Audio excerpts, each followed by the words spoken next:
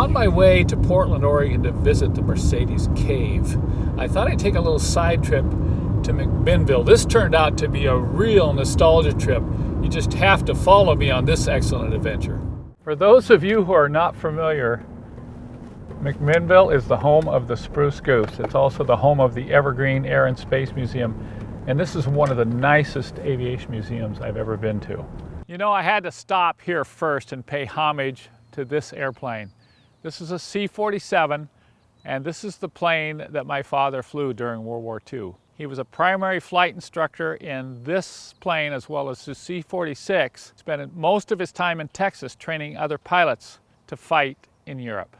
This is the first time I've ever actually had to put my hands on a MiG-15. Imagine if this plane could talk, what it would say. We're going to take a quick walk around here and get some pictures of some of these jets before we go inside. These are some really interesting airplanes.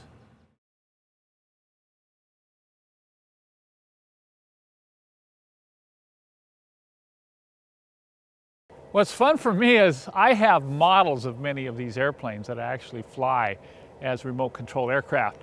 You saw the picture of the MiG-17. I have a bright red MiG-17, and I also have a Skyraider model that you'll see right here. I'm now inside the main building of the museum that houses the Spruce Goose. And until you've been up close to this airplane, you cannot believe how big it is. It literally takes your breath away, because you've probably seen pictures of it, you've probably seen movies of Howard Hughes, but this plane is enormous, and the fact that it was made out of wood is even more breathtaking. There's also other aircraft here that are taking me on a real nostalgia trip, so let me show you a couple of these right now. This plane here brings back some real fond memories as a child. Right after the war, my father moved back to Bellingham, Washington, and started a seaplane taxi service, and he purchased a Republic Seabee to use in his business, just like this one here. And I have great memories of flying in this airplane as a young boy. This is Wayne Handley's Raven, which he flew during the 1990s in many air shows across the United States. I saw this plane fly at an air show in the early 1990s, and I actually had a chance to talk to Wayne, and he gave me some pictures and drawings of this airplane. I was able to build a scale model back in 1992. And currently I have a Raven model that looks just like this airplane that I fly with a large gasoline engine in it. Now here's one that I've actually flown. In fact, I have quite a few hours in the infamous J3 Cub. This is what I did my basic tail dragger training in back in the 1960s. I've had an opportunity to fly this particular airplane on floats. And in the mid-1960s, I went on a long cross-country flight from Chicago to eastern Tennessee in a plane just like that. Now that was another trip altogether. We're talking a major adventure. Here's another one that's bringing back a little bit of nostalgia for me.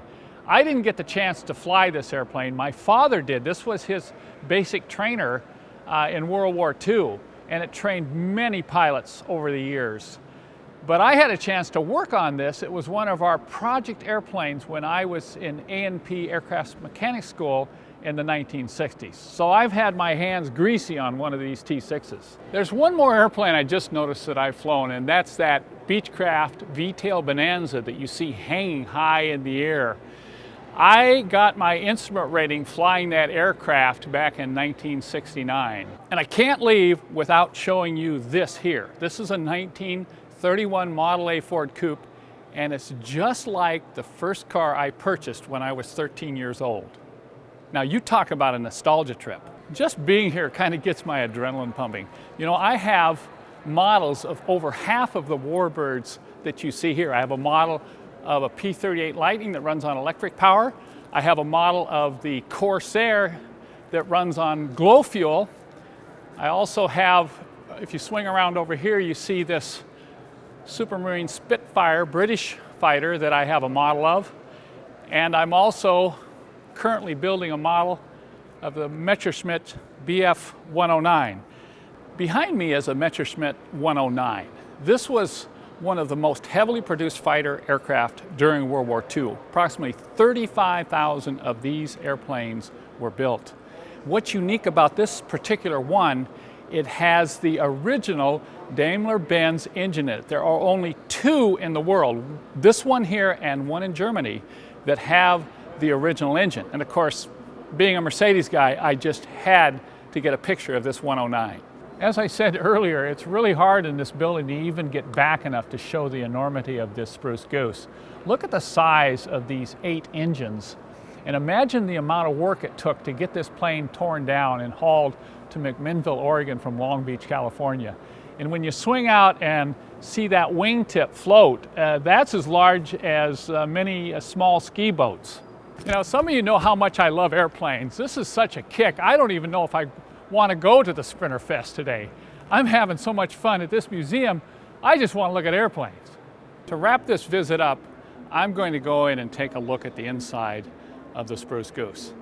Look down to the tail, you can just see it looks like it goes forever. And the sheer volume inside the fuselage will literally amaze you.